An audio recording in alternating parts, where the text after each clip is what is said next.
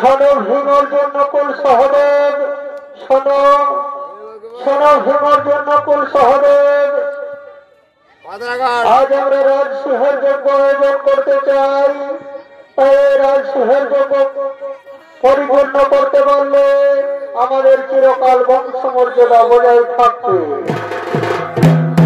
শোনো দাদা ধর্মরাজ যুধিষ্ঠির, শোনো রাজসিংহের যজ্ঞ করতে হলে 1 লক্ষ রাজার প্রয়োজন।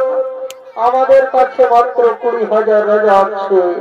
তাই কেমন করে হবে রাজসিংহের যজ্ঞের আয়োজন? তাই কেমন করে হবে রাজসিংহের যজ্ঞের আয়োজন? তাই আমরা এক্ষুনি সেই শ্রীকৃষ্ণ নারায়ণের পরিসরণ সেই বলে দেবে কিভাবে হবে রাজসিংহের যজ্ঞের আয়োজন।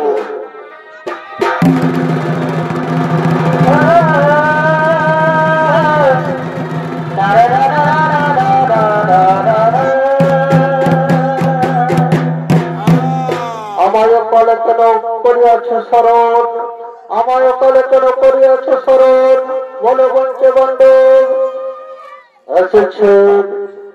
এসেছেন শ্রীকৃষ্ণ নারায়ণ।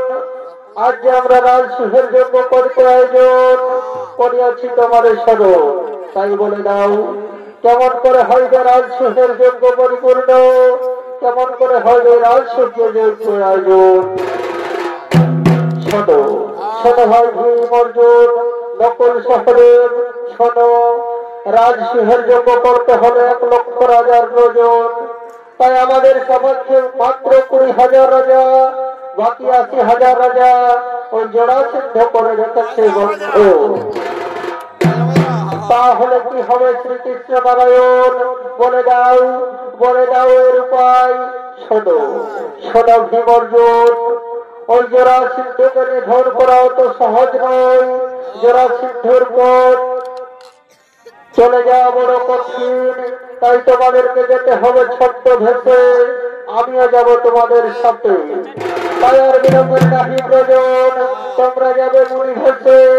জোড়া সিদ্ধুর বধ করিব পার, করিব জোড়া সিদ্ধকে নিধন, করিব 80,000 রাজার বচন। আমরা করিব রাজসিংহের যজ্ঞের আয়োজন।